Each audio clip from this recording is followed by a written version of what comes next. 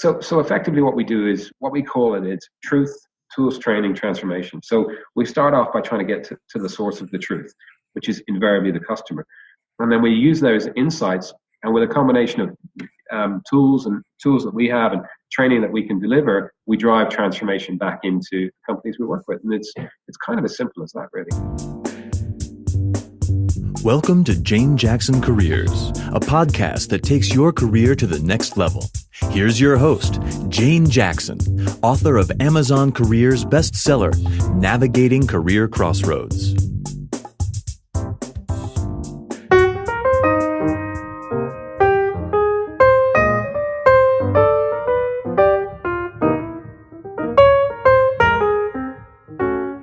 Welcome to my Careers podcast, where I interview fascinating professionals who've made amazing career changes. Now, today I have a really interesting gentleman called CIAN MCLOUGHLIN, who I met a few years ago and I've always been really impressed with. Now, a little bit about CIAN. With a sales career spanning almost 20 years, including senior management roles in a number of the world's largest software companies, CIAN is the founder and CEO of Trinity Perspectives. That's a sales and training consultancy firm. Trinity is committed to helping businesses unlock their latent potential of their customers' insights and evolve to meet the changing needs of their customers. CIAN has trained and advised sales professionals from Brisbane to Bangkok, Christchurch to Cape Town, and everywhere in between. And he's the author of Amazon #1 bestseller, Rebirth of the Salesman. A regular sales and marketing commentator in the mainstream media, CIAN's blog was voted as one of the top 50 sales blogs in the world in 2015 and again in 2016. And when he's not helping companies improve their sales batting average, CIAN's an avid traveler, a sportsman, and a rather mediocre cook. So we won't talk about his cooking expertise today, but there's a little known fact that CIAN has just shared, and I didn't even know this myself. He's had a brief stint as a TV comedy writer. CIAN, is there anything that you don't do? Welcome to the show, CIAN. Thank you very much. It's great to be here, Jane. Yeah, well, I'm looking forward to finding out all about this, because there's so much more than just the rebirth of a salesman, right? So how about, to kick us off, can you tell us a little bit about your early days and what were your early career aspirations? So my first career aspiration, I remember it very, very vividly, was to become a stuntman. I always wanted to be a stuntman, and I think it may have coincided with, there was a show on TV when I was a kid, which was a guy called, I think it was Lee Majors, and he was a stuntman, and that was it. I just wanted to be him. So that was the first one, and then that evolved over time to wanting to be a doctor. So I don't know if there's a combination between, stuntman and injuries and then wanting to become a doctor, but I saw myself potentially moving into the medical profession. What I definitely didn't see when I went to university, so I did a degree in English and French, and I did a postgrad in business. At no point did I ever think I would be in the sales profession. And as it turns out, most people I've met in the sales profession, none of them ever considered a career in sales. So it's fascinating, I think, how we set out in one direction and then through fate or circumstance or any number of other things end up going in an entirely different direction and find our way quite nicely.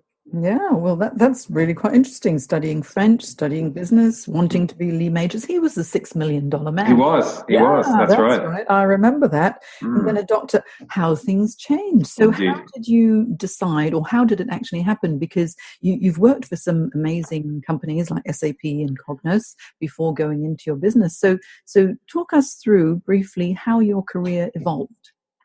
Like so many good stories, it involved a woman who I met. I came out to Australia almost 20 years ago with a backpack, having just finished my university postgraduate diploma, and decided I'd take a year and I'd travel.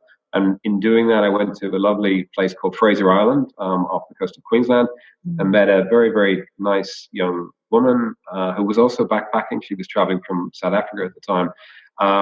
And 20 years later, we're still together. That's my wife, Shelley. And we both decided to stay in Australia. And at that stage, I was playing football for a team. And the guy on that team, an English guy, was a recruitment consultant. And I went to him with a bit of a predicament. And I said, look, I need to stay in Australia longer than my 12-month visa. I've got a degree, I've got a postgrad. I'm pretty keen to find a good job. And he said, right, I'll get you 10 interviews and, see how you go from there. One of those interviews was with a very small software company that had started a year or two before. I went in and interviewed with their CEO, and I remember vividly sitting in the interview and their CEO asking me, "So what do you know about sales?" I said, "Absolutely nothing." And he said, "What do you know about IT or software?" And I said, "Absolutely nothing." And he was sitting there kind of staring at me going, "Why am I interviewing this guy?" And I noticed that he was wearing boat shoes or deck shoes. So I said to him, I spent some summers working in France when I was studying French, and I spent some time working on the yachts in the south of France. And one of the things when I went first to get a job on the yachts, and I was asked, have you worked on yachts before? I said, no, I haven't. And the person who employed me said, well, that's great, because I can teach you how to do things and you'll do it exactly that way. You won't come with any preconceived ideas. And I said to this guy, look, I think I'm pretty smart. I think I learn very fast, but I don't have any preconceived ideas. So you tell me what you want me to do, what you need me to do, and I'll do it. And I'm not sure if it was the Irish accent or just the arrogance of youth, but somehow he bought that line and gave me an opportunity. And that was, almost 20 years ago. And my career has sort of continued to grow and evolve ever since. Yeah, you know what that brings to mind is that people hire for attitude, because you can train people up anytime, but if you don't have the right attitude and that positivity in your story exudes, it's like, okay, it's not the arrogance of youth. I think it's, show me and I'll learn and I'll become really good at it. Well, I think that must have been what he thought. And that was a fascinating conversation, because towards the end, by the time he was prepared or had offered me the job, I then sort of sprung the surprise package, which was, oh, by the way, I need you to sponsor me in order to stay in the country. And he was like, whoa, hang on a second. That's a very large commitment on our behalf to do that for someone. And I said, yes, I agree, it is. But equally, I'm committing my career to you, to this organization. So I think that's a pretty large commitment on my behalf as well. It's a requirement in order for me to join you. And again, he took the bait, and then my fate was sealed. They always say the Irish have the gift of the gab. I think you probably do. Yes. Talk your way into anything. And possibly. And so what was that first role that you went into? So that was what you would call nowadays an inside sales role. So back when people still had desk phones, I was the guy picking up the phone and calling and saying, hi, I'm calling from this company. This is what we do. We'd love to have a chat and see if it's something of interest. And then I would set up meetings for the external salespeople to go out and actually meet with them. So that was it. That was the first role, and I really enjoyed it, and I loved it, and that was my first taste of an industry that has been very, very good to me for the best part of 20 years, and one that now in my current role in Trinity, running this business, I'm trying to give something back to that industry, and I'm actually trying to help shape and improve the business-to-business sales industry, because it's evolving. It's a huge time of change, and there's a lot of companies doing it tough, and actually there's a lot of sales professionals doing it tough as well. So I'm in some small way trying to give something back. Yeah. You've obviously got a skill of picking up the phone and talking to someone that you don't know. So it's almost like, cold calling that some people are afraid of. Mm-hmm. And I'm an ex-recruiter and I had to make my cold calls as well, but I break out into a terrible sweat because I don't like making sales calls. And I think that's where sales training is so important. So you started right from, like the ground up. Absolutely. But you enjoyed making those calls. Well, at first it was certainly challenging, but I think one of the things that worked to my advantage was, 20 years ago, firstly, there were phones on desks. And so you were more likely to get hold of someone. Mm-hmm. Secondly, and you kind of alluded to this, being Irish maybe gave you a slight advantage in Australia because of the accent, and also because so many people have some level of connection to the country of Ireland and their heritage. And so it became a talking point. And also what I tried to do was take the pressure off people. So I'd say, look, if this isn't a good time, I can give you a call back. And if you're not the right person, maybe you can introduce me to the right person in the business. And by taking a little bit of that pressure off and not trying to jump straight into sales or pitch mode, quite often you would actually get someone who was, prepared to have a chat. And then you just see where it goes from there. When you say, because looking through your LinkedIn profile and where you've been and where you've worked at Cognos and SAP, do you need, as a salesperson, do you think you need to have in-depth experience or understanding of the technology in order to be a good salesperson, or not? It's a great question. If you did, then I would have struggled badly, because that comment that I made to that CEO at the very start about my limited or non-existent understanding of technology. I'm not a very technically savvy person, and yet I've had a career spanning almost 20 years in an industry where technology is the only thing that they sell. But the reality is, you don't need to know everything. If you have a reasonable understanding of, broadly speaking, what the technology can deliver to customers, you can then bring in experts to talk about, the bits and the bytes and the features and the functions. And actually, your role as a sales professional is more, the conductor of the orchestra in some respects. So no, I think you can be very, very successful if you have other strings to your bow. If you don't have any strings to your bow, you might struggle. But if you have, good interpersonal skills, good organizational skills, if you have the ability to have people partner around a particular project or customer need or business need, and manage that effectively, then those skills are highly valued. Yeah, I think, and obviously you can learn and you can expand on your skill sets as well. But with sales, it's getting that foot in the door, opening the door, and then you can bring in the experts. Well, that's exactly right. And I think one of the things, you effectively alluded to this a moment ago, where you were saying when you had to pick up the phone as a recruiter, you broke out in a cold sweat. A lot of people do. And I think there is this sense that some individuals are born to sell and others are, not. The ironic thing is, those individuals who think they're not in any way capable of selling invariably are the ones who maybe have more technical knowledge or expertise, and therefore have more credibility. And therefore, if they do get into the conversation, people are much more inclined to actually want to listen to them, because they can tell them things about the technology or about their business that they don't know, because they have all of this experience. So those individuals hugely influence the sales cycle, even if they don't perceive themselves as out and out salespeople. And a lot of the work that I've done with companies all over the world. So this year, particularly, I've been in Europe and the US, and just got back from Africa, and we'll be heading to Asia soon, all with one particularly large global client. And a lot of the time I'm spending in those organizations is actually not with people who have sales on their business card.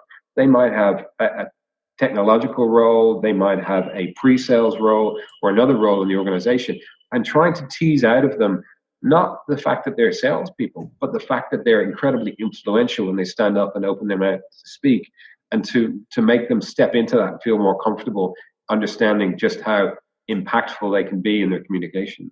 Now, you're a salesperson through and through, and this is what you live, you breathe, you love it, and you understand it so well. And so you've gone through the corporate career and, progressing in your corporate career as well. What was the catalyst to make you decide to switch into or transition into entrepreneurship and build up Trinity Perspectives, and then become an author, and then everything else that's just been an incredible journey? That's a great question, Jane, and I think that's kind of the $64,000 question, certainly in terms of where I'm at in my life.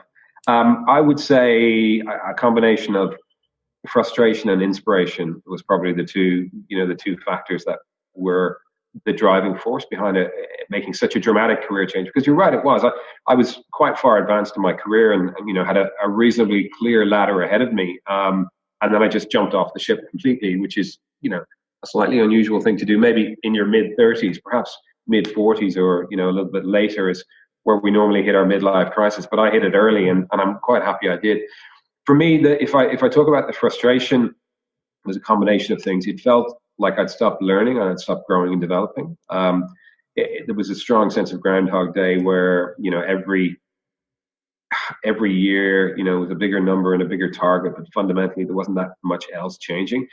And stress was a huge factor for me. The stress that I experienced manifested itself for me in health issues, and particularly in heart issues. So I found myself from my probably late 20s to early 30s in ER rooms with heart issues. And the last time I had a major issue, I was lying in an ER room waiting to have my heart stopped and restarted. And I said to myself, look, if I get through this okay, I have to change something, because this isn't sustainable. So there was that issue. But then on the inspiration versus the frustration side, I think I was just starting to, in the role I was playing in these software companies, I was actually managing partners. So what that meant was I was managing smaller businesses that were quite entrepreneurial, that were quite dynamic and innovative in what they were doing. And I was working for a very, very large global company, which in many respects is great because you've got all the power and the might of this organization. But they tend to be like a big, steamer. They're very slow to turn. Whereas, I was getting to work with these dynamic speedboats that were turning all the time, and I found I was getting more and more interested in that. And so I decided, look, nothing ventured, nothing gained. If the worst comes to the worst, I can always go back and get a proper job again. But if I don't go out and try it and do something different, then I don't want to die wondering. So I did. So it's quite a number of factors that all came together. And yes. It's interesting because, as you know, I work with people who are going through career transition all the time. And if they've gone through a redundancy or if they've just decided I've had enough, which is obviously what you did, but it was a wake-up call with your health, because late 20s, early 30s, experiencing such major health issues must have been quite a scare for you, and you must have reevaluated the meaning of life, perhaps? Very much so. I think I was always a glass half full or glass completely full and brimming individual. And I think I started to lose a little bit of that in my towards the end of my corporate years. And I think I started to lose a little bit of that sense of confidence in my own self and my own abilities. And I had to kind of catch that very quickly and say what's important to me. And thankfully, I mentioned that girl that became my wife, and she's an incredibly supportive lady. And now, in fact, I'm lucky enough to say she works with me in my business as well. So, but at that time, she was working in a good job in the corporate sector as well. So we sat down and had a conversation, and I'd given myself kind of a 6 to 12 month window where I said, look, let me go out, let me try this, and in the event that I crash and burn, which is highly probable, then I'll go back and get a new job. And so her support was very, very important in terms of A, giving me the space to do it, and B, giving me the confidence to think that, maybe I can kick some goals. And I was lucky because before I stepped out, I started to structure what the business would look like, what the value proposition would be. I started to, very quietly kind of have some conversations with some prospective clients, and then quite quickly was able to bring on some initial customers and get over that hump of sitting in your second bedroom wondering what the hell you've just done. So that was nice. And then gradually you just, put yourself in an awkward, uncompromising position, and then achieve that thing, and then you move the goalpost a little bit further away, and then you achieve the next thing, and all of a sudden you realize that actually you've got way more ability than maybe you'd given yourself credit for. And that's where the book and the blogging and the media and all those other things came from. It was just dipping the toe in the water and thinking, well, what's the worst that can happen? You crash and burn, and that's okay. It's interesting because obviously there was a lot of stress in your corporate life, and being as a sales professional with the KPIs to meet and deadlines, and you got to hit your targets all the time. Was that what contributed to your stress levels? Yeah, that's a great question, and actually that is a fundamental question in terms of the direction that I've taken my business. I thought it was. I actually thought it was all of those things, and then it was only subsequently that I realized that actually it wasn't that at all. It was all of the things which were the unknowns in those sales activities, and was all the things that were outside of my control. I realized that was the source of most of the stress, because the stuff that you can control, you feel a little bit more comfortable with potentially, but the stuff outside of your control. So it might be, a CFO and a CEO sitting down to talk about something, and then making a decision, and you're not privy to that conversation, and you can't influence that conversation. And that conversation and that decision might determine whether the last 6, 9, 12 months worth of work that you've done amounts to something or amounts to nothing. And that to me was where the biggest frustration, I think, came from, or a lot of the stress.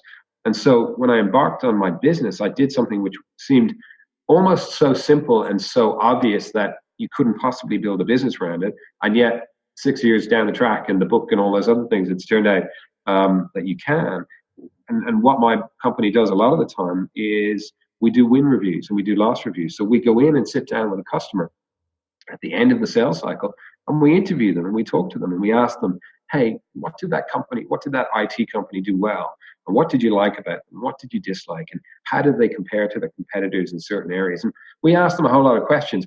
And then we take the learnings and the advice and the feedback they give us, and we feed that back in to the particular vendor organization so they can improve and so they can understand. We take away the guesswork, we take away the uncertainty.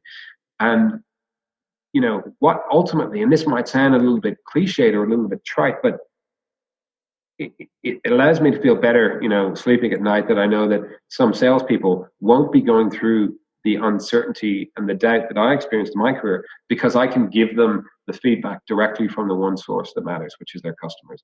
And so that's kind of cool. We're very privileged to be in a position whereby we get to see both sides of the spectrum, because that very rarely happens in big business. Yeah, I think it's so important that you actually went through that, because having gone through the tough stuff and you understand what other sales professionals could be going through as well. Now with all of your sales training, it's how to really cope with such situations.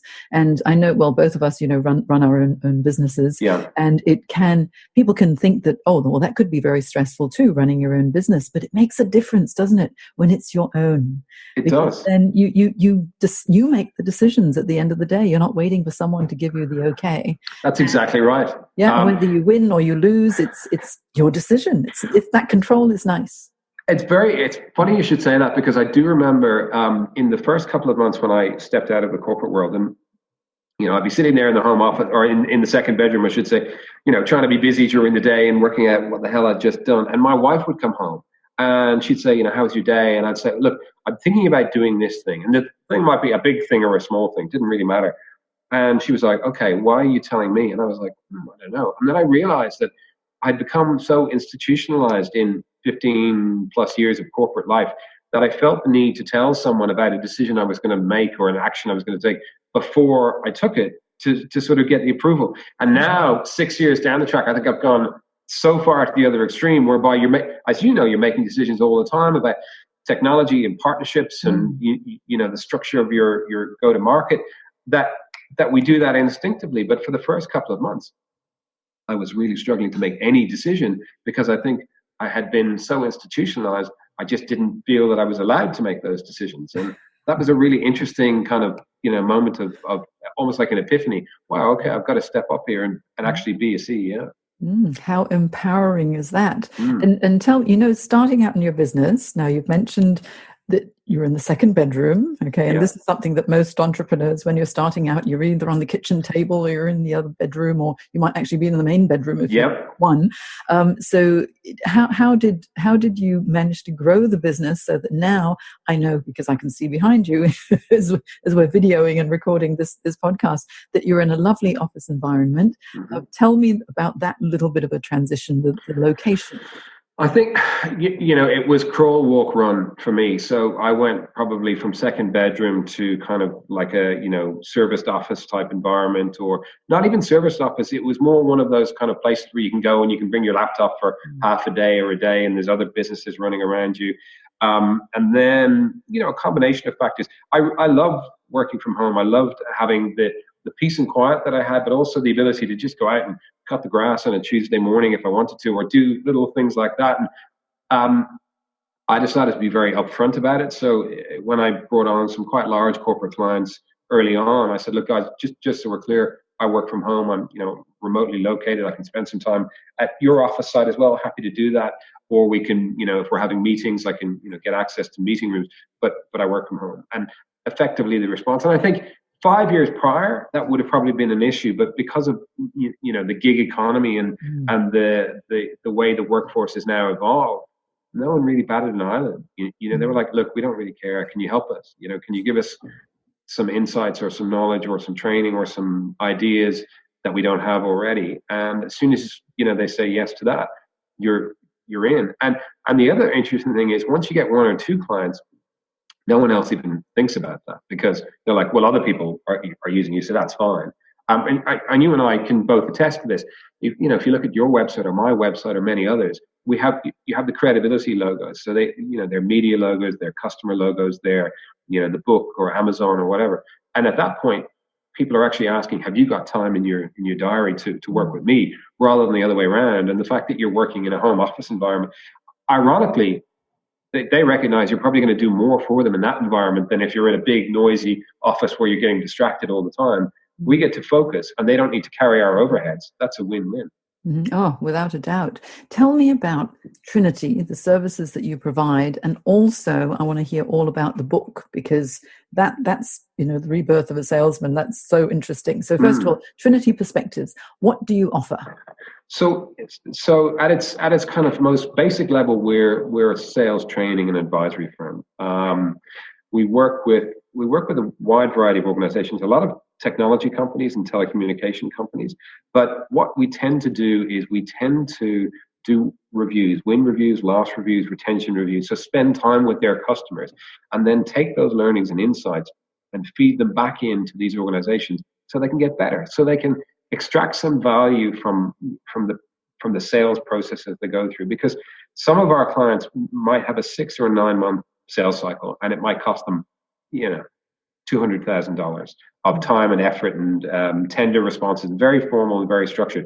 Now, whether you're in the engineering construction space or the pharmaceutical space or any number of other spaces, if it's business to business, if your cost of sale is quite high, and if the value you'll derive from a new customer is high, then you should be reviewing why you're winning and losing your deals. Now, you can absolutely use a third party like us, like Trinity, or you can do it yourself internally, but always with a third party within your own organization. And so I started actually doing this while I was still in the corporate world to see if it made sense, because I assumed customers won't do that. They won't take an hour and a half out of their day to give you that feedback.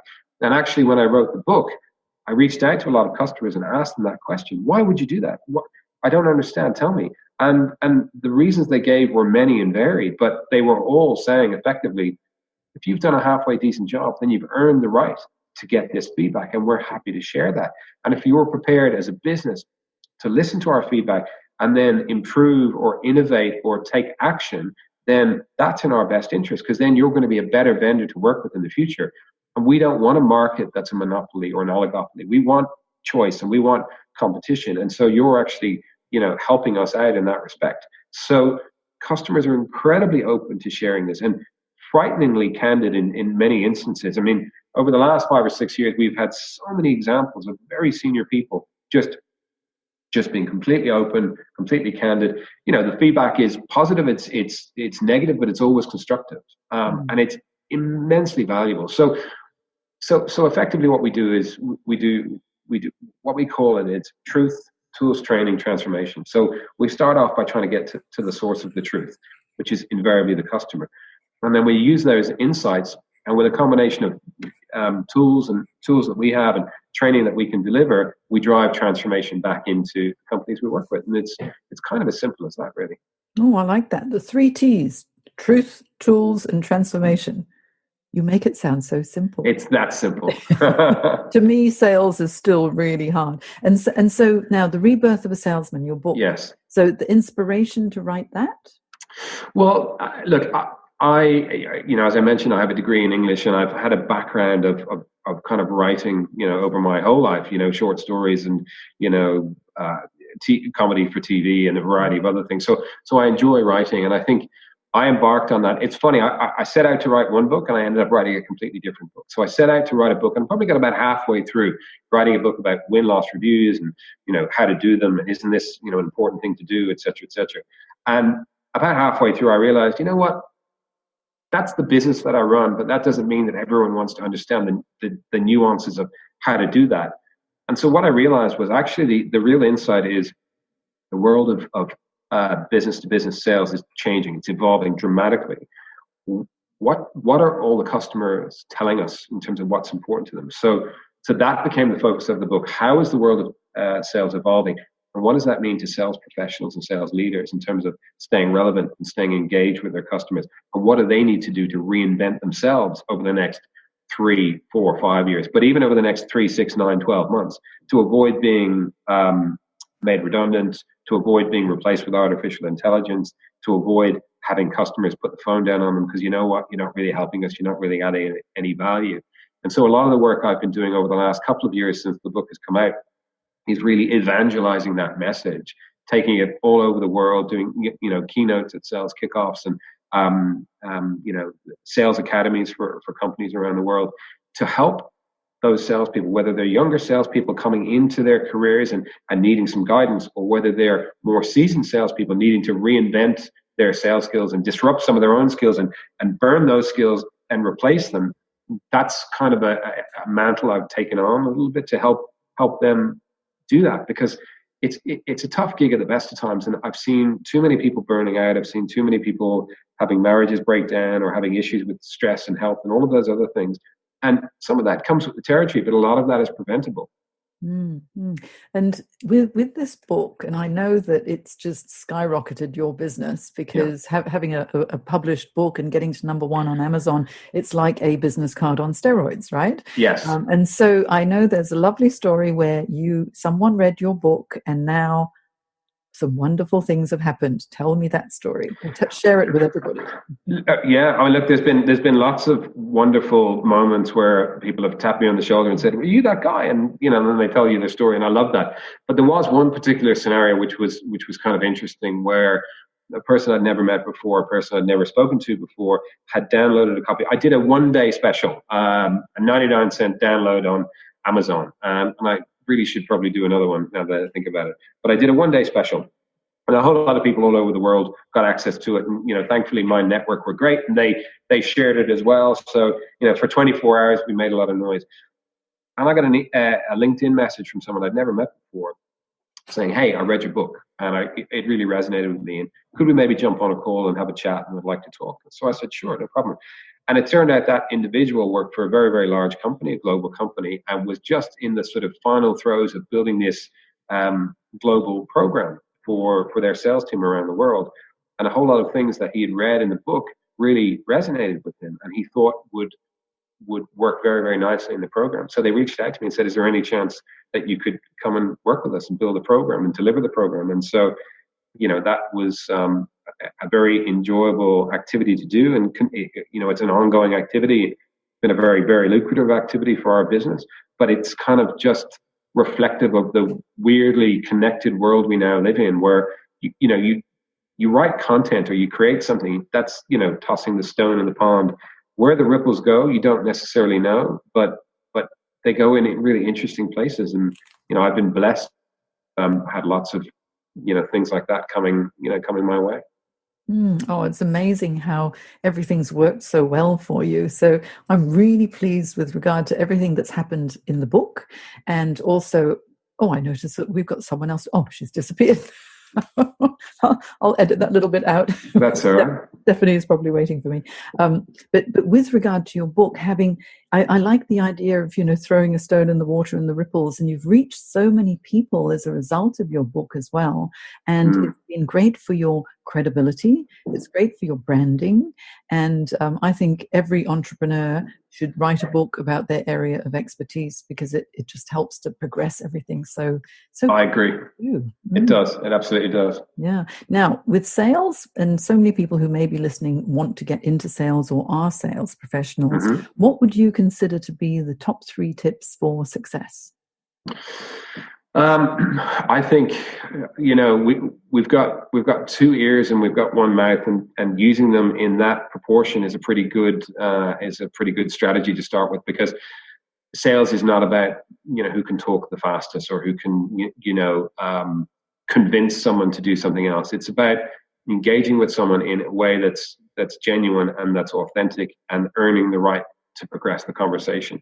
We're familiar with the term beauty is in the eye of the beholder. Well, value is in the eye of the beholder also. And so I can't talk to you about something which is valuable until I know what's important to you. And then I have the context to express what may or may not be valuable. So I think, listening, asking intelligent questions and listening and coming with curiosity is very important. I also think, leaning more on your EQ sometimes than on your IQ, and focusing on empathy and social awareness is very important, because we talk about business to business or B2B, but actually that concept is a fallacy, because businesses don't buy from businesses, people buy from people, or humans buy from humans. So therefore, that ability to create a connection with someone else is very, very important as well.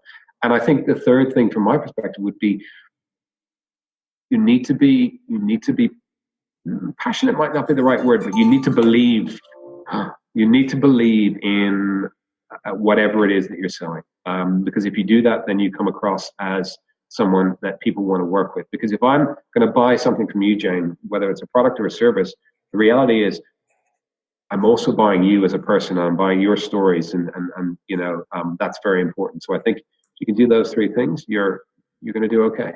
To listen, to communicate well, and to also have that passion and belief in what you do. That's the winning combination. And also, those are all soft skills. They are all soft skills. Yeah. That's the extraordinary thing. When I embarked on this 6 years ago, I thought all of the feedback we were going to get from customers was going to be very much around features and functions and price and this.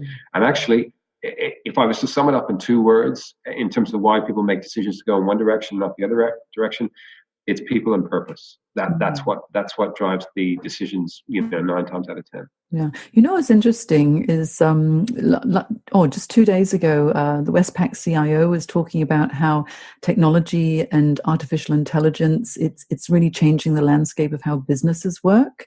And in order for us to be able to keep up with it, the way businesses are structured needs to change. Otherwise, there's going to be carnage. And it's a bit like the boiling frog situation. I really enjoyed that article because it was, things are changing and we remain quite comfortable. And if we sit and we're not aware of, how important certain skills are in the future economy, and people always say it's going to be those soft skills. It's the communication. It is the EQ. It's the listening and understanding, because the artificial intelligence is something that will help to automate what's routine, but the building relationships are what it's all about. Yes. That's exactly right. And I will often, if I have a group of, sales professionals in the room, I'll ask the question, how many of you want to be employed in 5 years' time, in 10 years' time? And invariably every hand in the room goes up. And then the next question is, how many of you think that the skills that you have at the moment are the skills that are going to, serve you for that period of time? And every hand in the room comes down. And then, the delta on that is, what are you doing to address that situation? And that's where most people really struggle, because A, they don't know what the skills should be, and B, they're not doing anything about it. You know what, Cian? I could talk to you all day. I'm going to have you on again because we need to continue with this. Because that sounds good. It's so interesting. And so now, if people want to find you, where can we find you? You can head to our website, which is trinityperspectives.com.au. You can find me on LinkedIn. So it's Cian, CIAN McLoughlin, MCLOUGHLIN, or I'm also on Twitter at Trinity Perspect.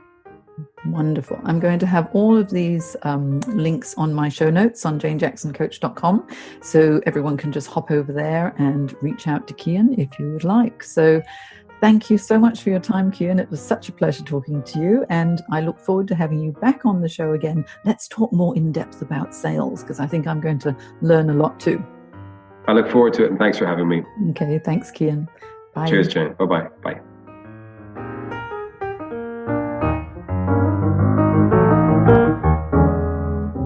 If you'd like to find out how coaching can help you, visit janejacksoncoach.com, where not only will you be able to listen to other fascinating interviews from professionals who've made amazing career changes, you'll also be able to download some free ebooks and guides on how to manage your career effectively. You've been listening to Jane Jackson Careers. Sign up to receive regular career advice at janejacksoncoach.com.